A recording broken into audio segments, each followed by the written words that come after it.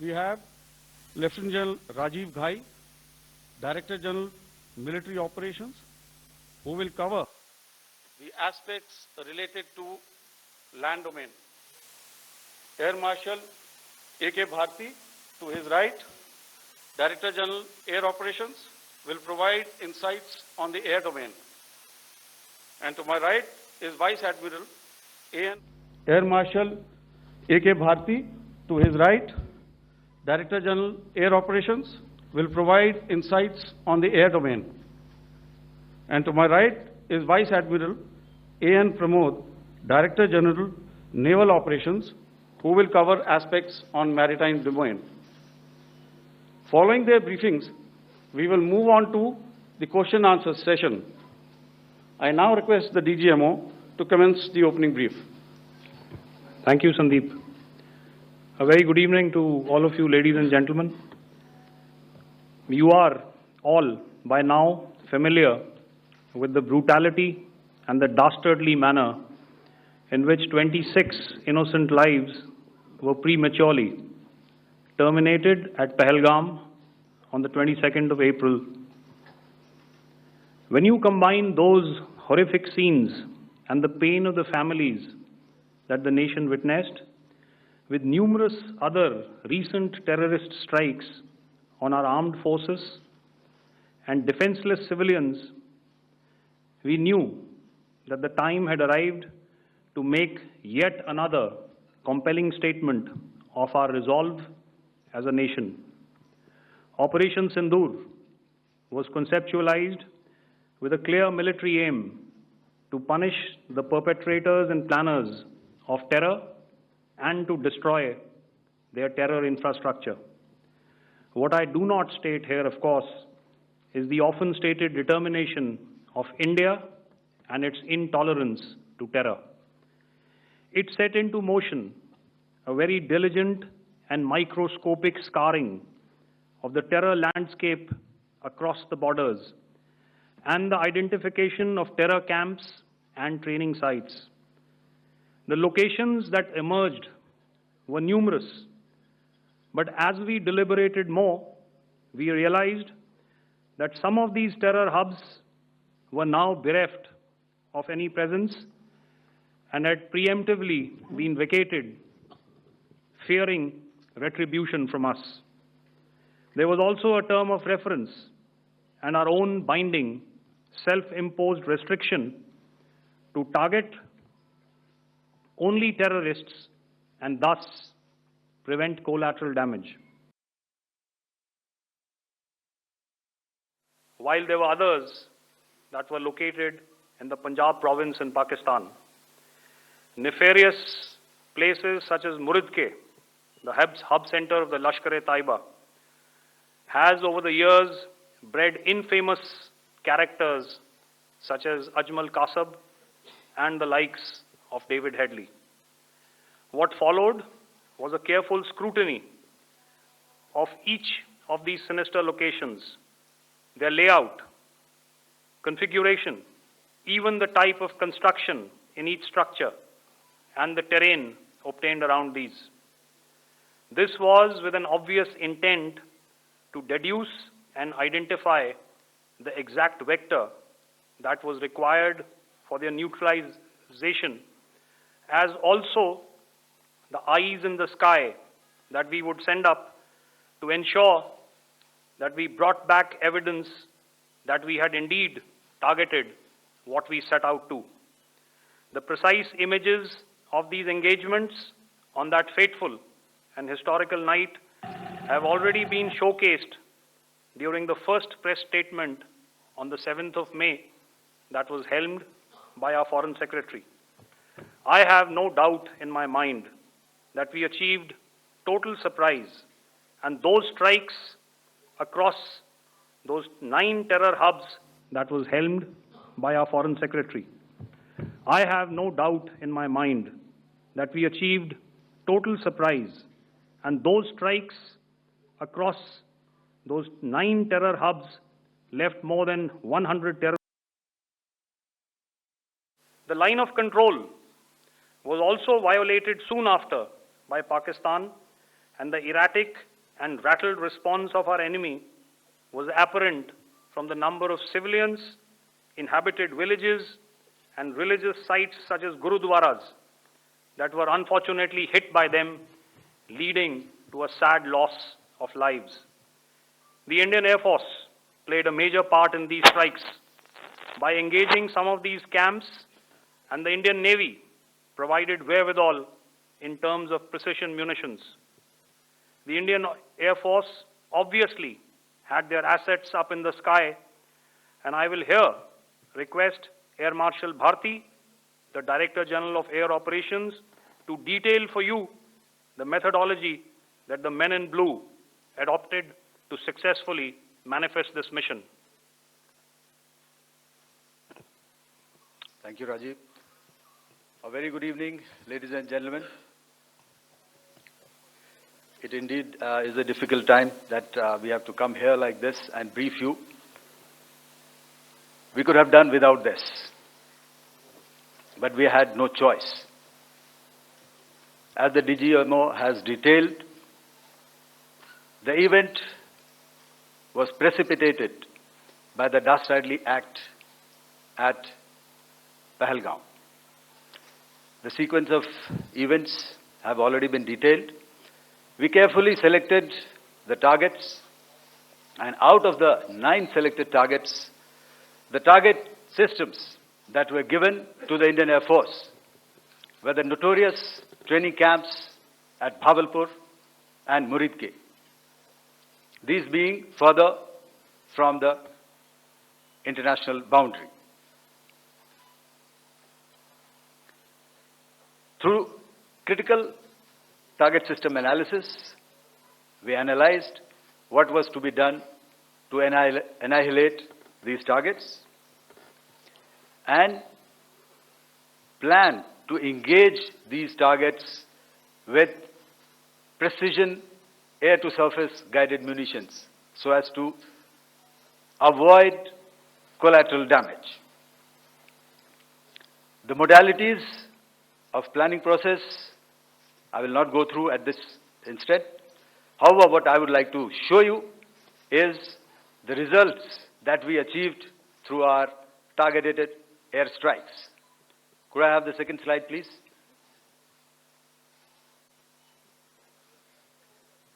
Yeah, change, please.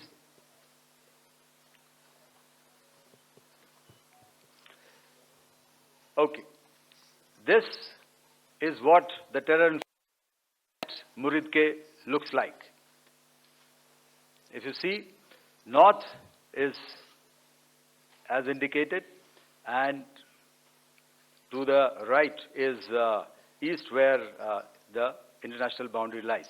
Could we have the next slide, please?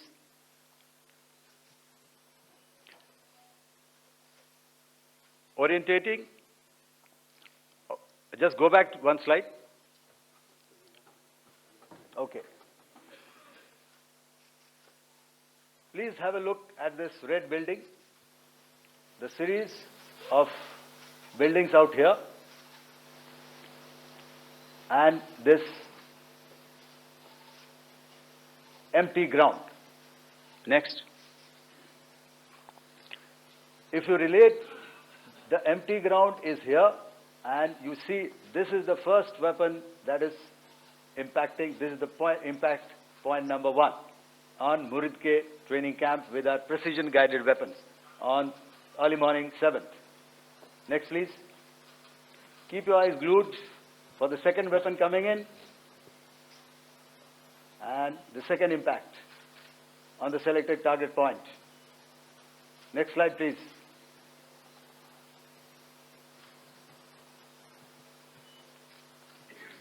Third weapon, third impact. Continue. And fourth weapon, fourth impact. So through these targeted and precision targeting, we addressed the target at Muridke, which was the terrain infrastructure. Can you hear me? All right. Okay, I'll come closer to the mic. Now we go to the next target, which is the Bhavalpur training camp. Next slide, please. Okay, just wait. So the effect, if you see, the impact point, if I can point out, this is the impact point. The ammunition has gone through the roof and it has created a blast inside, the photographs of which you would have, all of you would have seen. And the red building, after that, there was this double-story building. It has been completely decimated by our precision targeting. Next, please. The target system, which was in the north, series of buildings. I will show you how it looked. Next.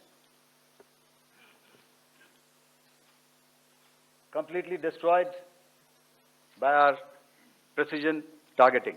Next.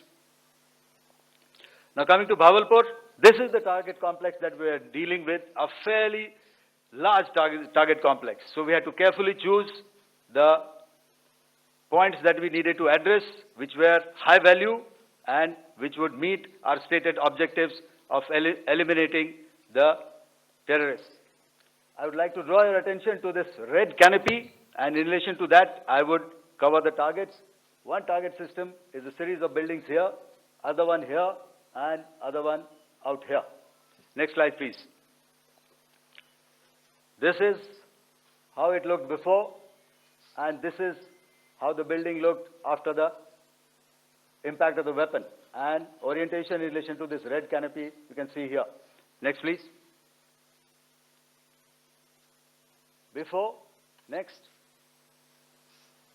and after. The roofs have completely collapsed. Next. This is the target system. Next. Precision targeting, and we have achieved our objectives here. Next. All right. So that was what we did on the 7th. Our objective was to address these two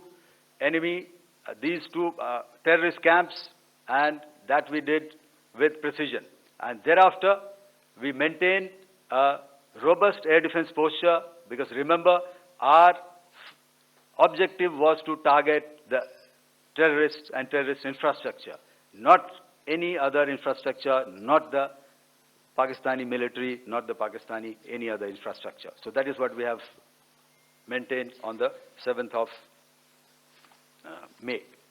However, what we saw in the evening of 7th of May, we were saturated with a raid of Pakistani unmanned aerial vehicles and small drones. And these came in waves in our civilian areas, over our military installations, and all of them were successfully intercepted. Few of them did manage to land. However, there was not much damage that they did. And we have our robust counter-US hard kill and soft kill systems which did the job. However, the difference here was that we had targeted the terrorists. The adversary now has targeted our civilians and the military infrastructure. So it had to be responded to. So in a quick and calibrated response, that very night, we struck their radar installations at Lahore and close to Gujranwala, the LYT installation, to indicate to him that we are ready, yet we do not want to escalate. Our fight was with the terrorists and not with the Pakistani military establishment. Thank you.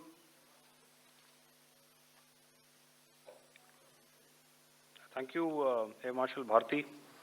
So, ladies and gentlemen, he's outlined operations not only on the night of 6th and 7th of May, when Operation Sindoor commenced, but also on the subsequent night. Being well aware and familiar with the congenital and impulsive nature of our adversary, and even though we did attempt to reach out and communicate our compulsions to strike at the heart of terror to my counterpart in the immediate wake of Operation Sindoor, the request was brusquely turned down, with an intimation that a severe response was inevitable and in the offing. We were, of course, prepared. Operations on the 7th and the 8th, Air Marshal Bharti spoken about.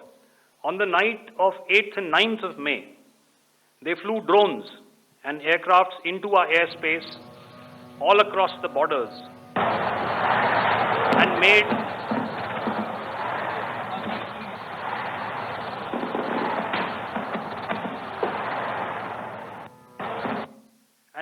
largely unsuccessful attempts to target numerous military infrastructure. Violations on the line of control by Pakistan also commenced yet again and precipitated into fierce arty engagements. The air operations on the night of 8th and 9th of May, I'll yet again request the DG Air Operations to cover.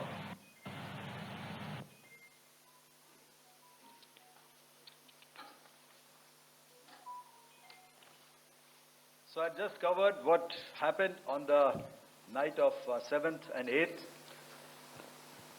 What we found that on the night of 8th and 9th, starting as early as 22:30 hours, our cities had a mass raid of drones, unmanned aerial vehicles, UCAVs, starting right from Srinagar, going down right up to Nalia. It was a mass raid in waves, and it was relentless. However, we were prepared, and our air defense preparedness ensured that there is no damage on ground or to any of the intended targets that the enemy might have planned for. The difference between 7th night and 8th night was that on 7th night, he sent in his Jihad class of UAVs, however, these UAVs can go some distance, they are armed. However, on the 8th, less numbers of armed UCAVs were there or UAVs were there, and more numbers of quadcopters, maybe for surveillance or just for harassment of civilians. This continued till midnight. Our air defense preparedness ensured that there was no damage on the ground, either to the military installations or to the civilians. However, the enemy had yet again shown that he wanted to up the ante and he wanted a fight, and we were up to the task.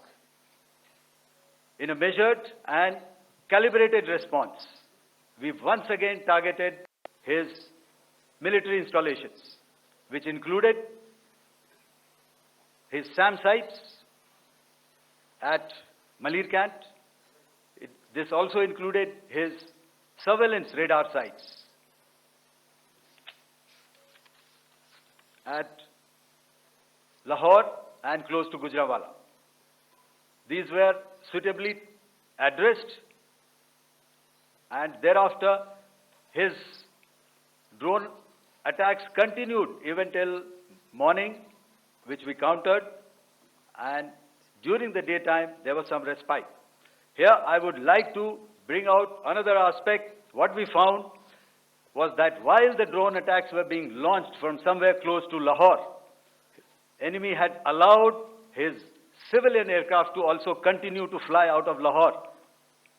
Not only his own aircraft, but international passenger aircraft, which is quite insensitive, and we had to exercise extreme caution, even at the cost of some tactical disadvantage, to ensure that there is no damage to any of the civilian aircraft. And this was also brought out in our press briefing during the day. So I will now hand over to my colleague to cover the events of 9th onwards. On land, we also undertook certain measures such as deployment of air defense and electronic warfare assets to establish an integrated grid with the Indian Air Force, and I have seen and heard some of you wax eloquent about the benefits of such an architecture when it comes to negating and combating air intrusions. We also carried out deployment to include movement of our forces in the land, sea, and air domains. The night of the 9th and the 10th of May saw similar intrusions by drones and aircrafts, and this time there was a concerted effort to target airfields and some very, very important logistic installations, albeit yet again unsuccessful and denied gallantly and efficiently, I must say, by the integrated Indian Air Force and Indian Army Air Defense. We further strengthened our deployment and also initiated some pressure points to send a very clear and unambiguous message to the other side to desist from any misadventures on land. Some of the airfields and dumps saw repeated attacks in waves from the air. All were thwarted. The Pakistan Army has reported to have lost approximately 35 to 40 personnel in artillery and small arms firing on the line of control between the 7th and the 10th of May.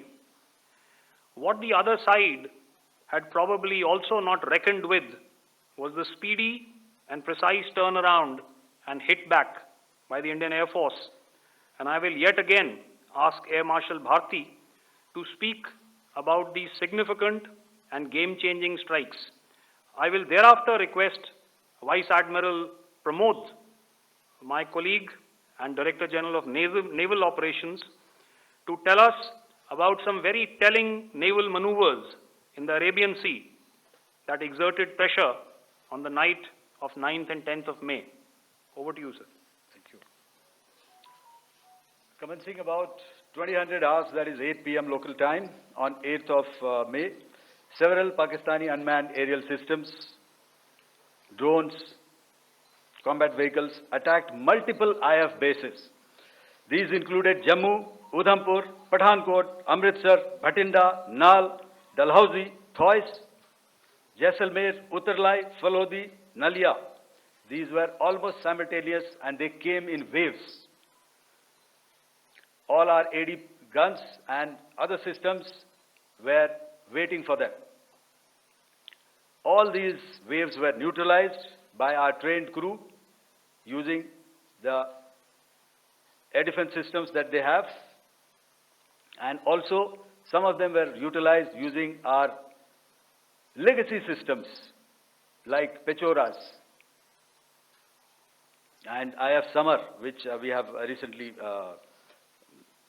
acquired. And some were neutralized by the Garud snipers. There was no damage on ground from these incursions and these mass raids, if I could call them, from the Pakistani side. However, following these relentless attacks on our air bases, on our forward positions, and on our civilian targets, this was time to convey some message to our adversaries. And therefore, a decision was taken to strike where it would hurt.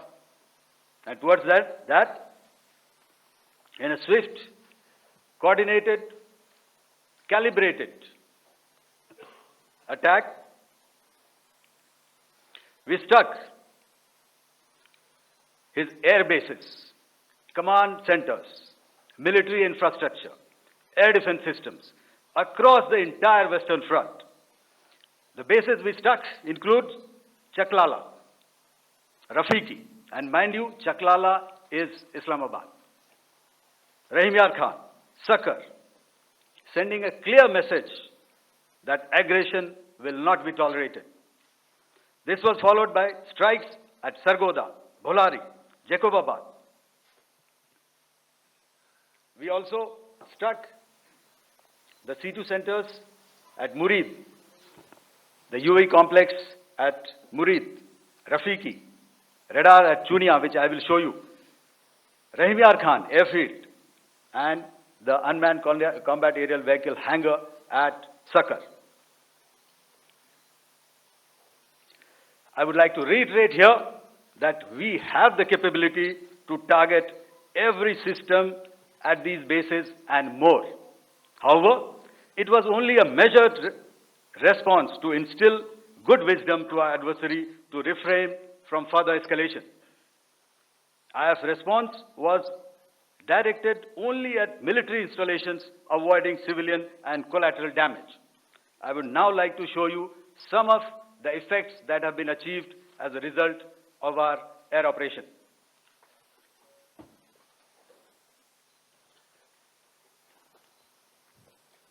Here is the Pasrur air defense system, if you could see. Zoomed up view, this is the radar mounted on a high tower. And after the strike,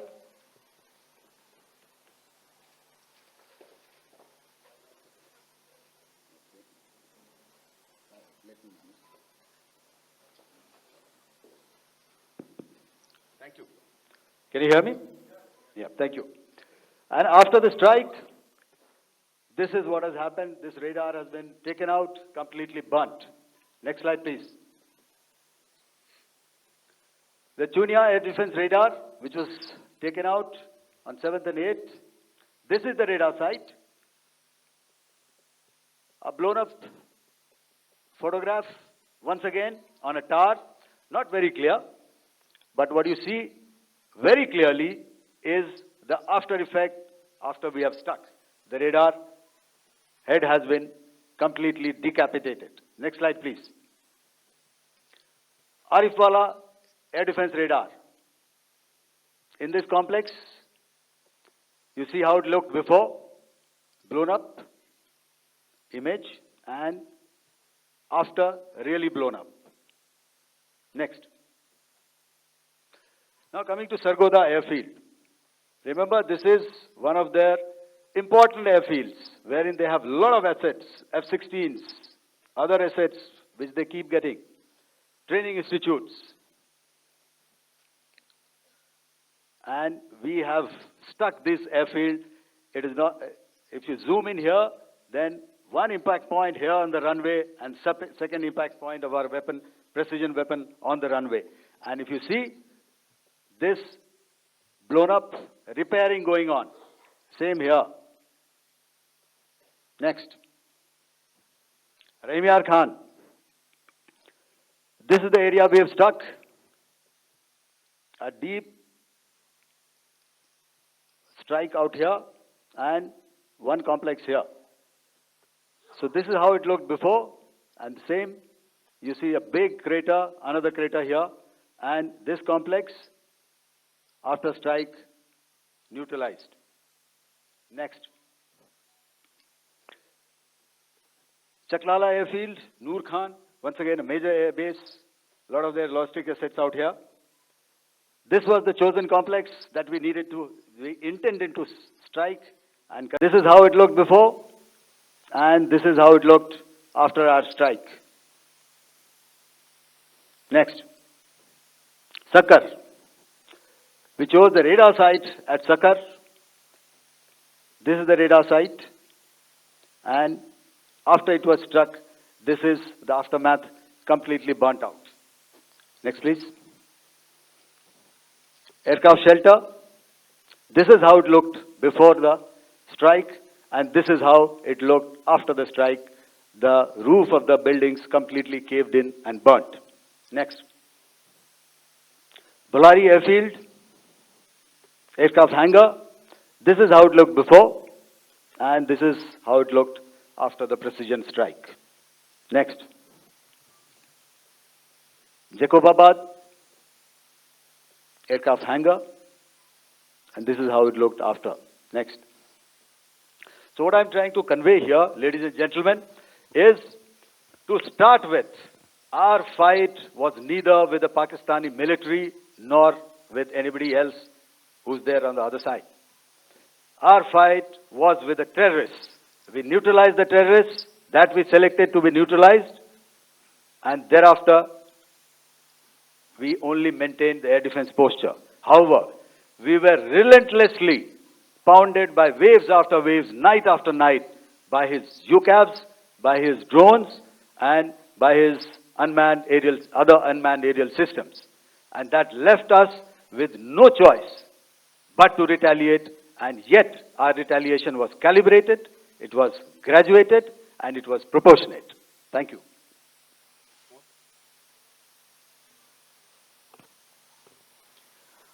Good evening, ladies and gentlemen.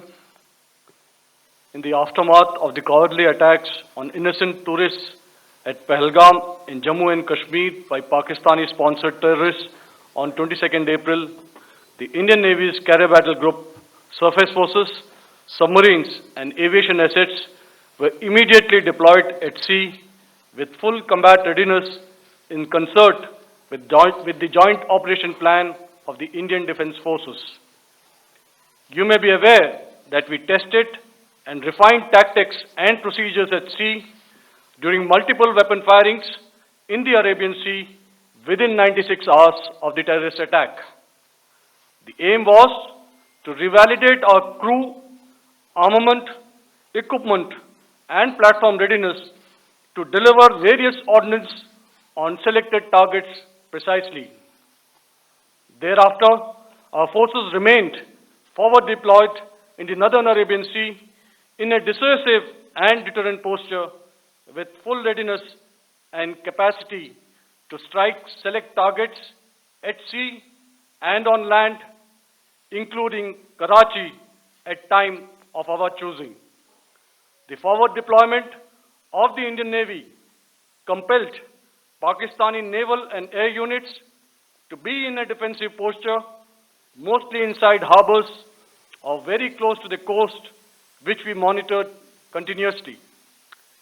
The Indian Navy maintained seamless maritime domain awareness throughout the duration and was entirely aware of the location and movement of Pakistani units. In effect, we had and continue to have good battle space transparency using our maritime domain awareness grid. As you are aware, our response has been measured, proportionate, non-escalatory, and responsible from day one. Accordingly, the calibrated approach considered all options, including the ability of the Indian Navy for offensive action from and at sea. As part of this escalation control mechanism, the application of force by the Navy was planned in a synchronized manner in coordination with the Army and Air Force, the highlight being teams from the three services working closely in an integrated manner. Along with the kinetic actions by the Indian Army and Indian Air Force, the overwhelming operational edge of Indian Navy at sea contributed towards Pakistan's urgent request for a ceasefire yesterday. As we speak, Indian Navy remains deployed at sea in a credible deterrent posture to respond decisively to any inimical action by Pakistan or Pakistan-based terrorists. Thank you. Samno Varna, Jai Hind. Now I'll hand over to Director General Military Operations for further proceedings. Ladies and gentlemen, on the 10th of May, in the morning, even as we were getting into a huddle to wargame the events of the previous night, a routine exercise, I received a message on hotline from my counterpart in Pakistan seeking my willingness to communicate. Since our initial aim was to strike at terror camps, and all our actions in the subsequent days were in response to the intrusions and violations by the Pakistan Air Force and its army, it was decided that I would indeed speak with my counterpart.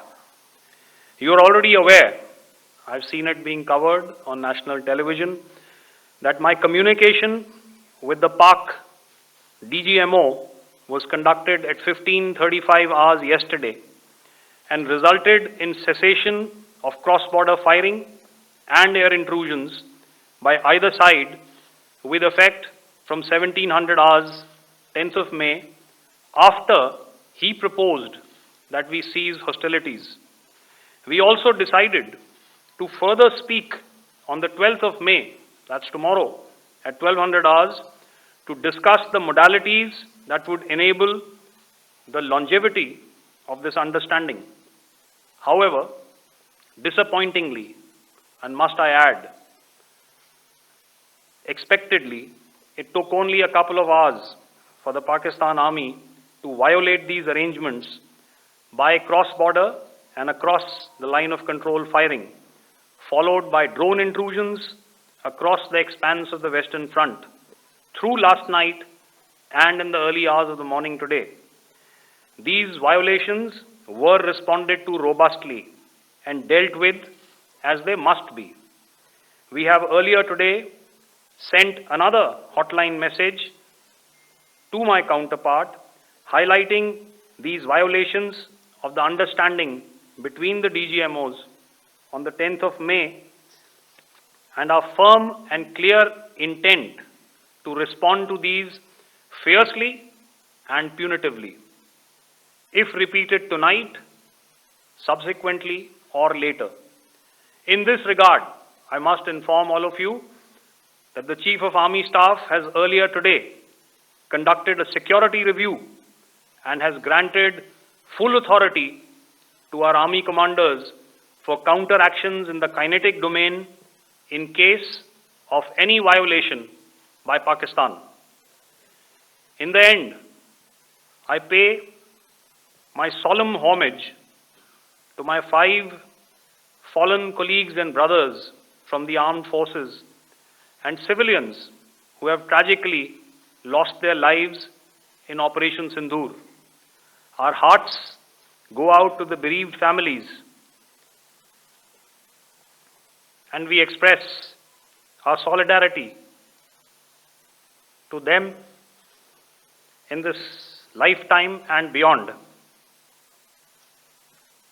at this grave juncture in their lives. Their sacrifices shall always be remembered and spoken of in glowing terms by a grateful nation. We have thus far, ladies and gentlemen, exercised, and my colleague Pramod highlighted this, immense restraint, and our actions have been focused, measured, and non-escalatory. However, any threat to the sovereignty, territorial integrity, and safety of our citizens will be met with decisive force. Jai Hind. Okay, ladies and gentlemen, we are now open for questions. All right, now since I would not know all of you, I would expect you to please raise the placard or your hand, and once I indicate, I expect you to please give out your name and the media group that you belong to. Keep your questions short so that we can take as many questions as possible. Also, ladies and gentlemen, kindly bear in mind that confidential aspects may not be answered by the 3 DGMOs. Right. I've got a lot of hands there.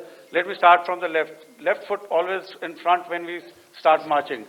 So here we have to the left, okay. Yeah, 238. Hello. So this is Manas Pratimhuyan from PTI, Press Trust of India. So the understanding that was reached yesterday on stopping the military operations and actions, was it for just 3 days?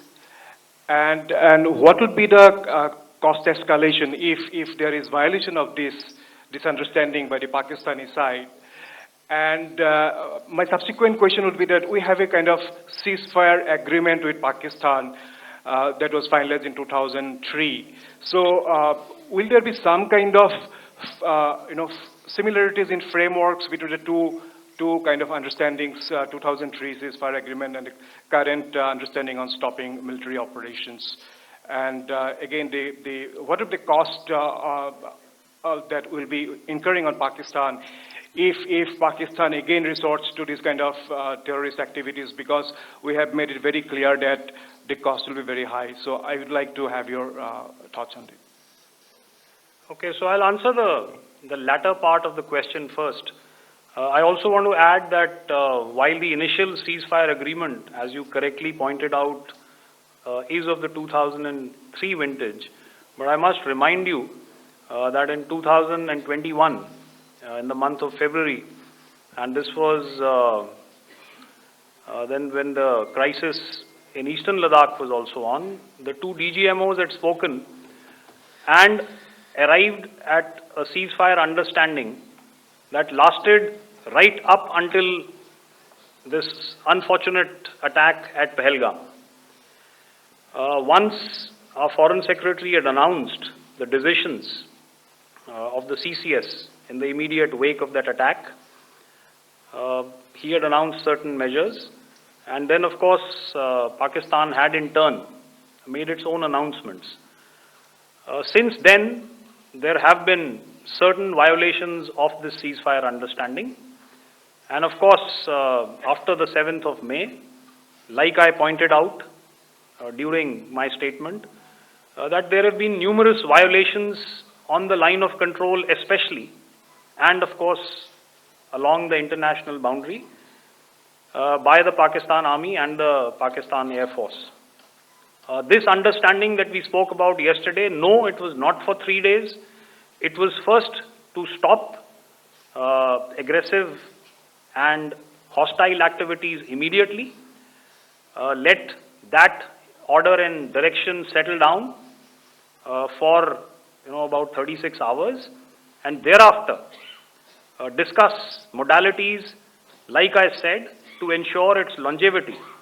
That is tomorrow, on the 12th of May. But unfortunately, we had a violation starting at approximately 1900 hours last night.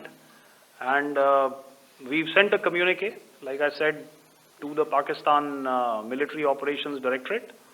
And we will await as to what happens tonight. All right. The cost escalation, I'll leave it to your best imagination. I've already said that the response will be fierce and punitive.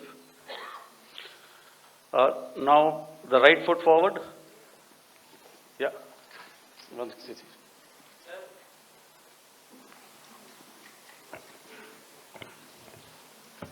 Sir, I am Ajit Dubey from ANI, sir.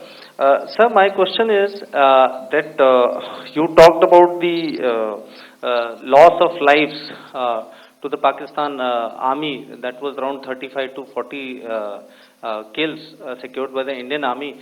Sir, can you tell us what would be the total loss of life to the Pakistan Army in both Army and Air Force attacks, sir? And how good was the performance of the BrahMos, Scalp and the S-400 during the operations?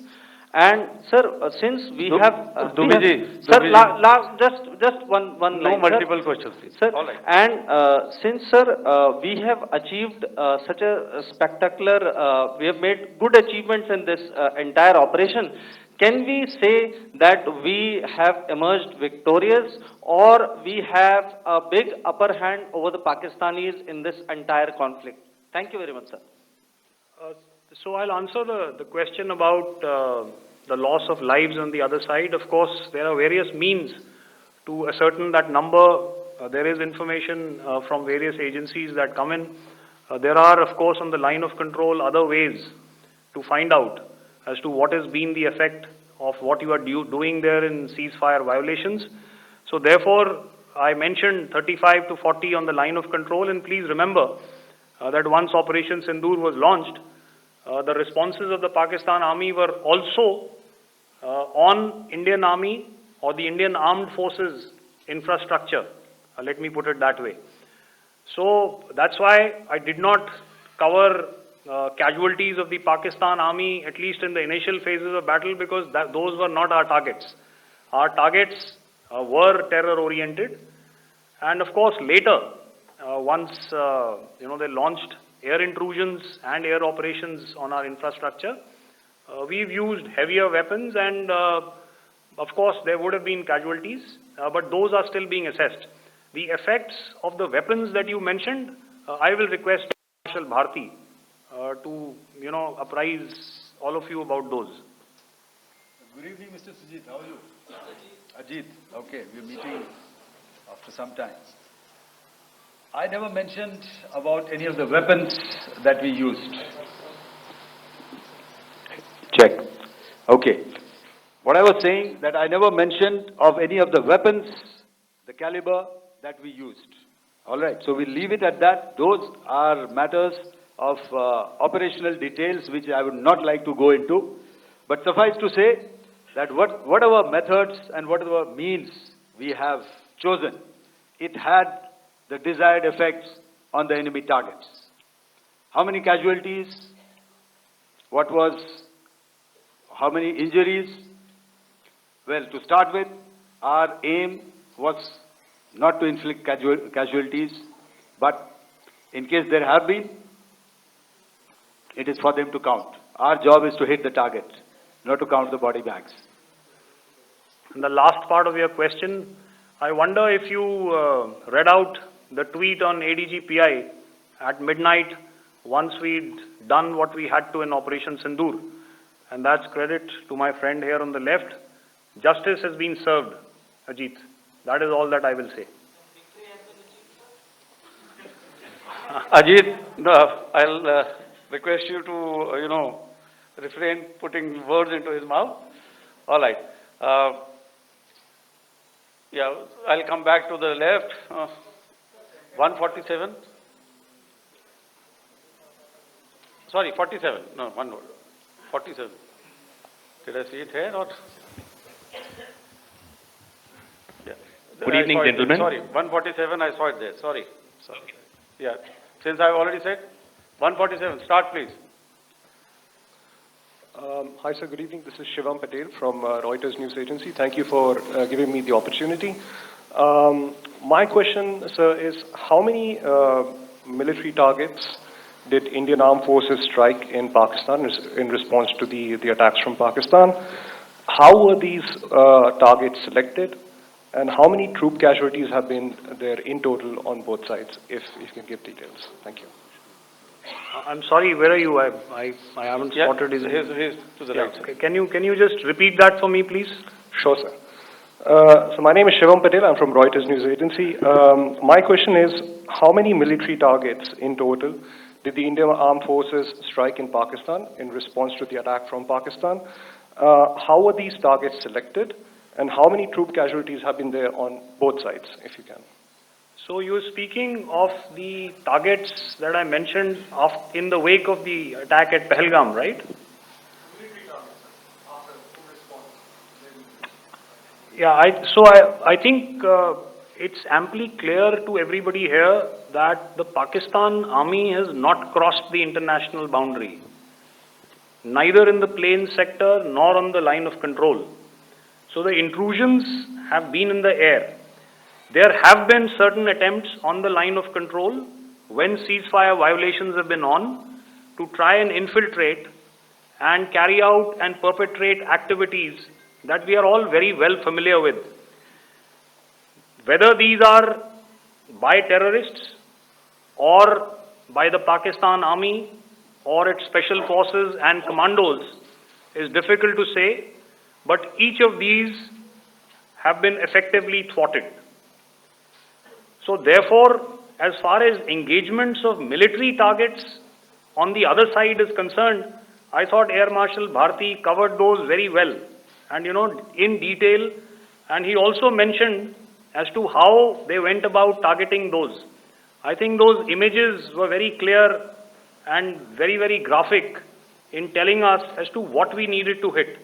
And you'll remember right at the outset I said that we even went into what was the construction in each of these locations and therefore decided on the vector that had to be utilized. Please. Okay, if I could add to what the DGMO has said, I have already detailed the targets. Now, whether it is X numbers or Y numbers that is immaterial. And what damage have we inflicted? You have seen. What are the casualties on the other side? As I said, that is for them to count.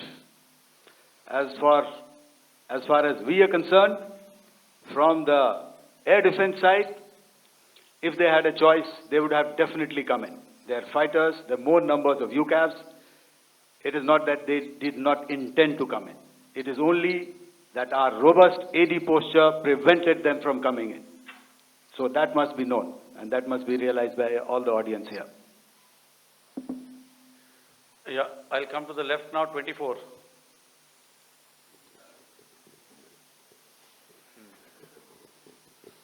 Good evening, sir. This is Anvesh Rath from Z. Sir, I wanted to know on the first briefing, which was done by FS and two representatives from Air Force and Army, you showed a list where there was 21 places in that list. You have stuck 9. Are more operations going to be held? Is Operation Sindoor still on? And the second question, thank you, sir. Thank you so much. And also, I want to congratulate all three of you for a fantastic operation that you guys have done. Thank you so much. Thank you so much for that one question. Yeah. Sir, the question. Unfortunately, Rath, is that your name? I'm sorry. You know, as far as operational details are concerned, I am not in a position to share those right now.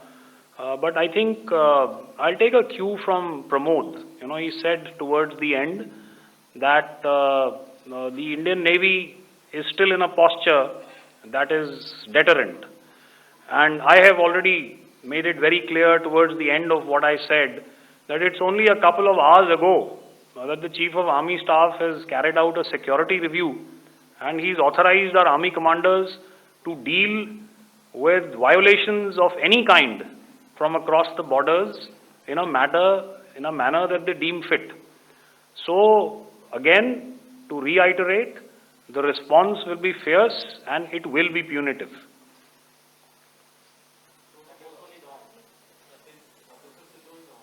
Yes.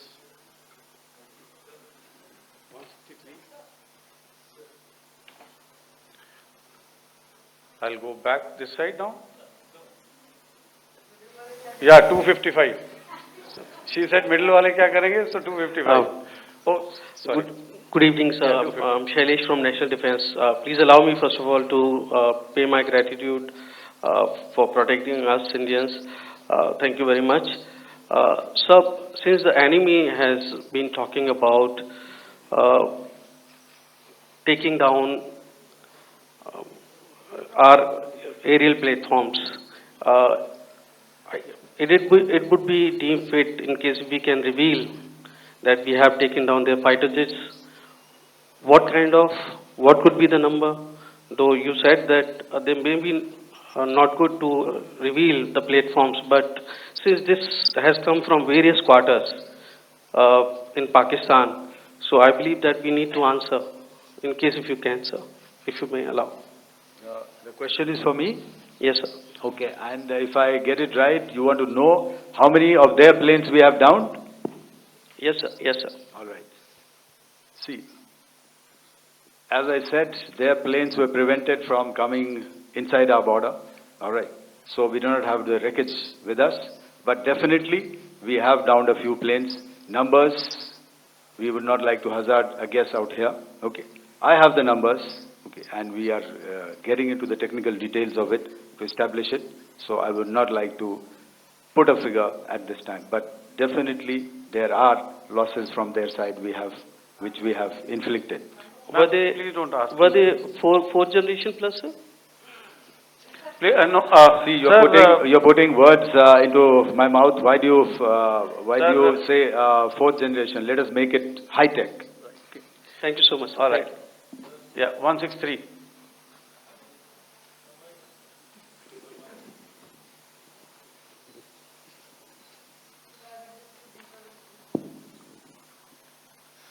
Sir मैं मंजीत नेगी हूँ आज तक से। मेरा सवाल ये है कि इस पूरे ऑपरेशन में जो आतंकी ठिकानों को निशाना बनाया गया, क्या नंबर्स कुछ बता सकते हैं, कितने आतंकी मारे गए? कुछ नाम सरकार, मतलब कुछ नाम मीडिया में आए भी हैं जो बड़े उसके मास्टरमाइंड थे। और एक सवाल जो आज एयरफोर्स ने एक ट्वीट किया कि ऑपरेशन सिंदूर अभी जारी है और सरकार की तरफ से भी कहा गया, और पिछली बार जब विदेश मंत्रालय की प्रेस कॉन्फ्रेंस पहली हुई थी उसमें वो लिस्ट दिखाई गई थी कि 21 टेरर कैंप आइडेंटिफाई किए गए हैं। तो क्या जो बाकी बचे हुए टेरर कैंप हैं उन पर भी कार्रवाई होगी? और एक नंबर अगर आप बता पाएं कितने टेररिस्ट मारे गए? Sir, before you answer, sir, before you. Manjeet ji, 3 questions. The third one has just been asked here before. So 21 this thing. So I'll request the first to be answered so that we have more number of people who can ask. Manjeet, जब मैंने statement दिया तो मैंने शुरू में ही कहा कि जैसे ही ऑपरेशन सिंदूर कॉन्सेप्चुअलाइज हुआ तो हमारा जो पीछे की कार्रवाई होती है, स्पेड वर्क और टारगेट्स को आइडेंटिफाई और एनालाइज करने की कार्रवाई शुरू हो गई थी। मैंने जब स्टेटमेंट दिया तो मैंने बताया कि बहुत सारे थे, हमने 21 दिखाए होंगे और भी हैं, लेकिन वो लिस्ट फिल्टर करते करते 21 तक पहुंची। अब क्या आगे एंगेज किए जाएंगे? अगर जरूरत पड़ेगी तो जरूर एंगेज किए जाएंगे, लेकिन मैंने बताया कि इस समय जो इंट एजेंसीज ने हमें बताया कि फलाने कैंप में प्रेजेंस है, हमने उनको एंगेज किया। कुछ नाम मैंने लिए, कुछ नाम अभी पुख्ता किए जा रहे हैं। मैंने आपको बताया कि जो इंट एजेंसीज ने अभी तक असेसमेंट किया है उसमें उन्होंने कहा है कि तकरीबन 100 से ज़्यादा मारे गए हैं।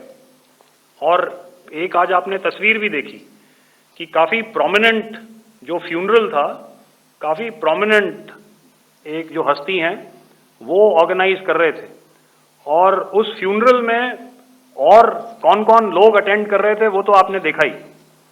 तो आप लोग सब समझदार हैं और मुझे ये कहने की ज़रूरत नहीं है कि इन लोगों को कहाँ से सपोर्ट मिल रहा है।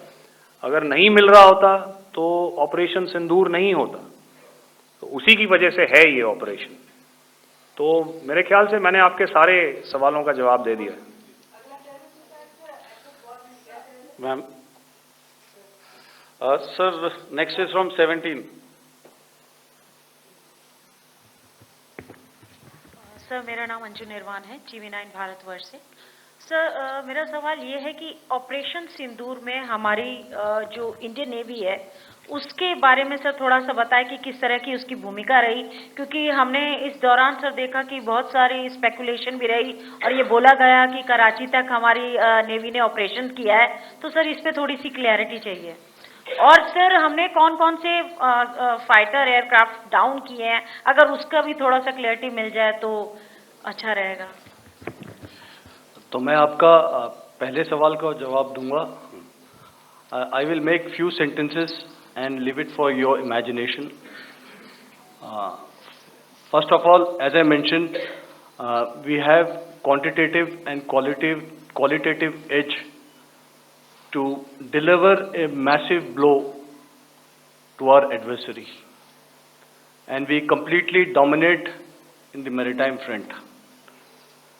Indian Navy's action is part of the escalation ladder mechanism which we have worked out amongst 3 services. This time, if Pakistan dare take any action, and Pakistan knows it, what we are going to do. That's all. Okay.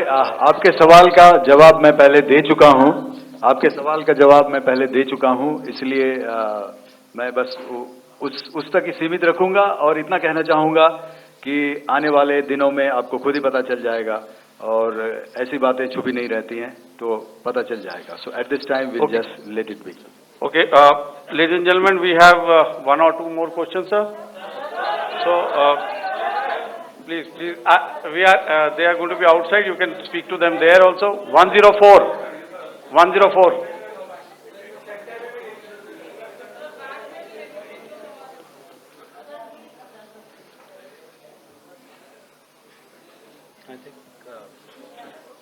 Yeah, ask sir. Sir, Dinakar with the Hindu newspaper. Are you surprised that you got this question? No, sir. I'm waiting for this to look. Sir, can you give a number of assets we lost, because there's been a lot of speculation going on, international media writing a lot of things about our platforms, including Rafale. I mean, Pakistan claiming that Rafale has been downed, etc. Can you put that question to rest and clarify on that? I guess that question is for me. All right, I'm happy that you've asked this question. You know, we are in a combat scenario, and losses are a part of combat. The question that you must ask us, okay, and indeed that we must ask ourselves, you inclusive, is have we achieved our objectives? Have we achieved our objective of decimating that terrorist camp? And the answer is a thumping yes. And the results are for the whole world to see. As for the details, what could have been, how many numbers, which platform did we lose? You know, at this time, I would not like to comment on that, because we are still in a combat situation. And if I comment on anything, it will only be advantage adversary. So we don't want to give him any advantage at this stage.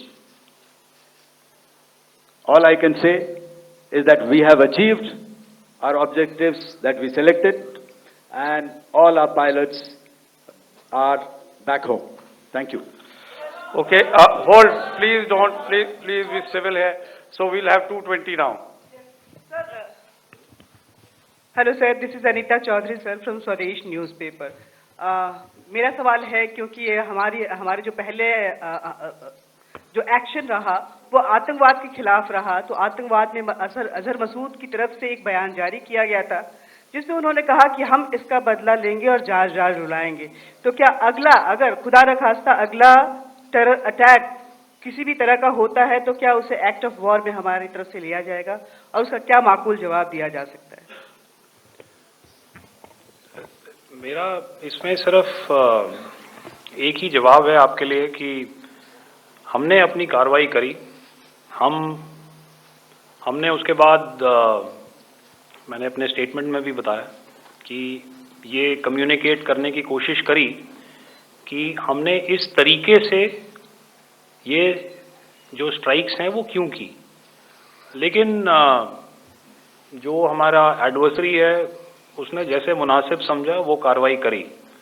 तो आपने देखा कि ये जो activities चल रही हैं 3-4 दिन से, ये कोई वॉर से कम नहीं है। नॉर्मल सर्कमस्टांसेस में एक दूसरे देश की एयरफोर्सेस हवा में नहीं उड़ती हैं और एक दूसरे के ऊपर स्ट्राइक्स नहीं करती हैं। हर रात इंट्रूजन्स नहीं होते हैं।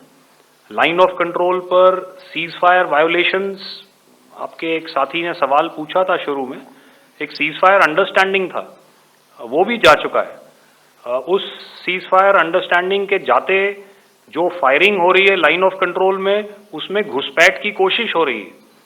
आमतौर पर ये घुसपैठ लाइन ऑफ कंट्रोल में टेररिस्ट करते हैं, लेकिन हमें इंफॉर्मेशन है कि हो सकता है ये पाकिस्तान आर्मी की टोलियां भी हों जो हमारे पोस्ट के ऊपर खामी पहुंचाने की कोशिश कर रही हैं। तो ये सारी एक्टिविटीज़ तो वॉर में शामिल हैं। तो ये कहना मुश्किल है कि आगे क्या होगा, वो स्पेक्यूलेटिव जोन में आ जाता है और मैं स्पेक्यूलेट नहीं करना चाहता हूँ। हर एक सिचुएशन अलग होती है और उससे एक तरीके से डील किया जाता है। सर मैं एक सवाल इसका मैं जवाब देना चाहता हूँ, 1 मिनट। जो मिलिट्री होता है, our main job is to prevent war and maintain peace and stability. So it is not that our response is a graded response. That means अगर किसी ने किया तो उसको ग्रेडेड उसमें किया। जैसे टेररिस्ट एक्शन हुआ तो what we did is the terrorist action and we destroyed all the terrorist camps. उसके बाद आपने देखा कि उनने थोड़ा सा कोशिश किया तो हमारे एयरफोर्स एंड आर्मी ने क्या किया, तो मिलिट्री टारगेट्स हैं उनके ऊपर थोड़ा। So our aim is to maintain peace and tell our adversary that you do this and the response will be bloody. Okay, now as per the, please, we'll have 166 and 25 and after that no more please. Sir, this side. Ladies and gentlemen, please maintain, Sir, I this request side, you to please be quiet. Jal Ghai? No. This side, sir. We have only two questions left, 166. Yeah, please ask. So I'm Rahul Singh from Hindustan Times, sir. So you were totally on top of the game in the kind of losses you've inflicted on the enemy. I mean, we saw the slides and everything. So it kind of comes across that you were batting it 99 and you decided to declare your innings. What are your thoughts on that, sir? And do you think, are you weighing the option of the Pakistan army using this time, buying this time of the so-called ceasefire or the understanding, and you talked about how they could not be trusted. So buying time to kind of build up their war reserves, getting stuff from their friends like Turkey or China, are we considering that possibility, sir? Look, see, the call came from the Pakistani side to speak about cessation of hostilities. What pauses mean during such conflicts is known to everybody. You know, I don't want to go into the pros and cons of how preparation for war is made. You know, that is a process in itself. But I think my senior colleague here, the DG Air Operations, spoke, or he alluded at least, you know, to what this operation was precisely and specifically meant for. And I think that's something that we achieved, you know, right at the outset. Had we had the option not to go further, we probably wouldn't have. But we've been compelled to be in this situation. And as you've seen, the armed forces of India, and you know, you've got the three Director Generals sitting here, we are always prepared to face any eventuality. And like I said, that's for the sovereignty, the territorial integrity, and the safety of our citizens. So whatever has to be done will be done. You know, I'm not so concerned about what Pakistan will do in this time. I'm only concerned about what we will do. We have a roadmap and a plan, and we will follow it diligently, and we will follow it to the T. You know, that's the contention that I want to make here today. Ma'am, please. Okay, the last question, and ma'am, 25, she has been asking since the first one. Sir, I'm Nandita. Sir. She's not asking a question. Sir, I'm Nandita Dagar, DAGAR from DD News and DD India. Sir, I wanted to ask you that my question is to General Ghai. Sir, you spoke to your counterpart yesterday and the Pakistani counterpart. Sir, what is the Indian Army's assessment that despite that agreement, that talk that you had, despite that agreement coming into effect at 1700 hours yesterday, why did they violate it? And number two, yesterday at the Joint Defense Ministry and Foreign Ministry briefing, Wing Commander Vyomika Singh and Colonel Sophia Qureshi had told us that we have cited the Pakistani troops amassing at the borders and at the LOC. Sir, has that situation changed? Have they withdrawn? And sir, if in case, despite now there is a lull, of course, but if tonight again, if the enemy again carries out shelling and aerial intrusions through drones, what is going to be our response, sir? Thank you. So, without outlining the specifics of that response, I've already made it clear that there will be a response, and it will be fierce and it will be punitive. Why the Pakistan Army chose the option of violating the understanding that was arrived at earlier yesterday, I think that's a question that we best answered by the Pakistan DGMO. I wouldn't be able to, give you that. But, in situations such as these, and if you go back into any conflict, sometimes these understandings take time, to fructify and manifest on ground. But without, getting into the reasons, it is our mandate to be prepared at all times, and that we were. It's not as if because there was an understanding we weren't prepared. I must tell you that the armed forces were on a very, very high alert, and they continue to be in that state even as we speak. Oh, all right. Ladies and gentlemen, please, ma'am, please, Okay, thank you so much for coming today. Those who have missed asking a question, those who have missed, see, I knew I'll grab this attention from you like this. Those who have missed the opportunity to ask a question can give me a written one. I will definitely get back to you with that. And also, they are they are invited for a cup of tea in my office day after tomorrow. Thank you, ladies and gentlemen, for coming. Thank you. Thank you very much. Jai Hind. Jai Hind.